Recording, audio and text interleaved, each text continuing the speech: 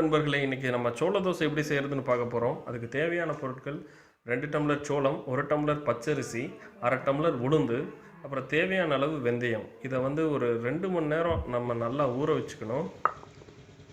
இன்றைக்கி நம்ம இந்த டிஷ்ஷுக்கான மாவை வந்து உரலில் தான் ஆட்டி ரெடி பண்ணி போகிறோம். அதுக்காக உரலை அம்மா ரெடி பண்ணிகிட்ருக்காங்க.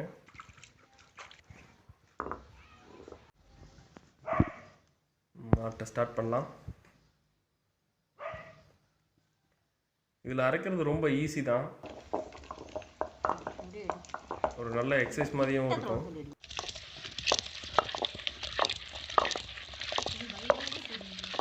கொஞ்சம் சீக்கிரமாகவும் இது நல்லா அரைக்கும்.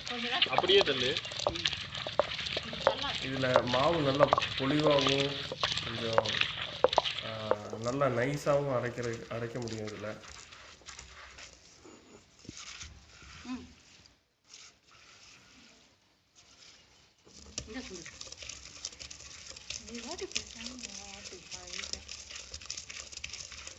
ஒரு 20 மினிட்ஸ்க்குள்ளே இதை ரெடி பண்ணிடலாம்.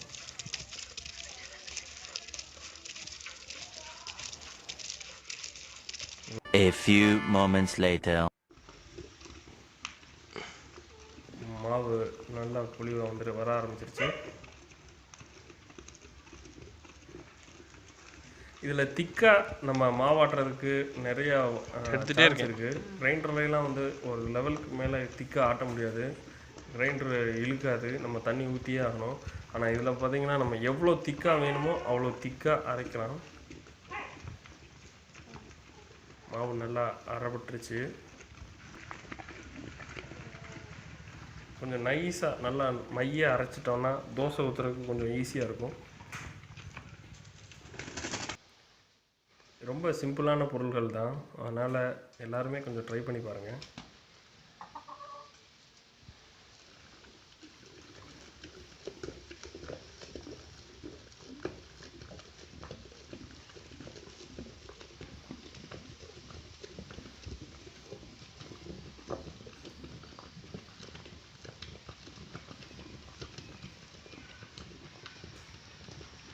மாவு நல்லா அரைப்பட்டுருச்சு. இந்த மாவு அரைச்சதுக்கப்புறம் நம்ம இதை ஒரு 6 to 7 ஹவர்ஸ் வந்து நான் புளிக்க விடணும். மாவு அரைச்சாச்சு, தோண்டை ரெடி ஆயிடுச்சு. பார்த்தீங்களா எவ்வளோ திக்காக இருக்குது அப்படின்னு.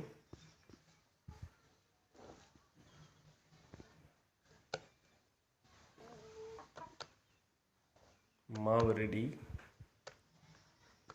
இதை நாங்கள் இன்றைக்கி ஈவினிங் செய்கிறோம். நாளைக்கு காலையில் இதை தோசைக்காக ரெடி பண்ணிருக்கோம்.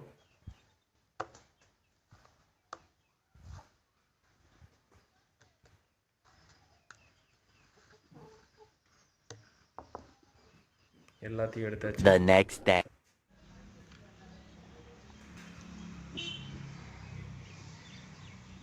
நம்ம தோசை சுட ரெடி ஆகிட்டோம். அடுப்பு பற்ற வைக்க போகிறோம். விறகடுப்பில் தோசை சுட்டு சாப்பிட்டா அதோட டேஸ்ட்டே வேறு. கடைகள்லாம் பார்த்திங்கன்னா நல்லா ரோஸ்ட்டாக அப்படியே வரும் இல்லையா, அதுக்கு காரணமே அந்த கல்லோட சூடு தான்.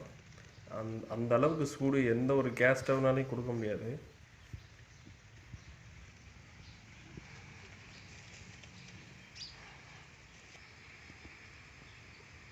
அடுப்பு நல்லா பிடிச்சிருச்சு, கல் சூடாகிட்டுருக்கு.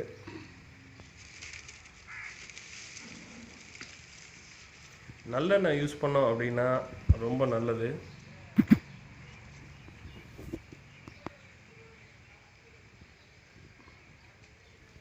நல்ல மணமாகவும் டேஸ்ட்டாகவும் இருக்கும்.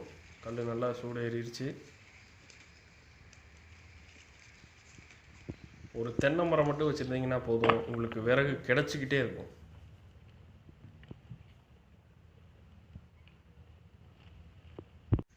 இந்த தோசைக்கு தக்காளி சட்னி ஒரு நல்ல காம்பினேஷன். கொஞ்சம் உரப்பாக இருந்ததுன்னா ரொம்ப சூப்பராக இருக்கும்.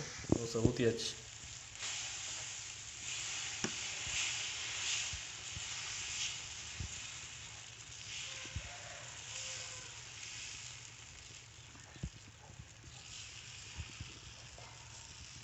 கொஞ்சம் வெயிட்டான தோசைக்கல் வாங்கிக்கிட்டோம் அப்படின்னா அது ரொம்ப யூஸ்ஃபுல்லாக இருக்கும். கொஞ்சம் கருகாமையும் வரும்.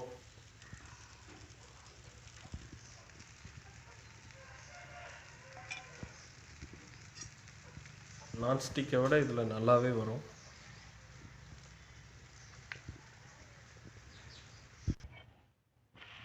ஒரு தோசை சூப்பராக வந்துருச்சு. சூப்பரான தோசை ரெடி. நீங்களும் ட்ரை பண்ணி உங்கள் வீட்டில் என்ஜாய் பண்ணுங்கள். வீடியோ பிடிச்சிருந்ததுன்னா சப்ஸ்கிரைப் பண்ணுங்கள், லைக் பண்ணுங்கள், கமெண்ட் பண்ணுங்கள். தேங்க்யூ.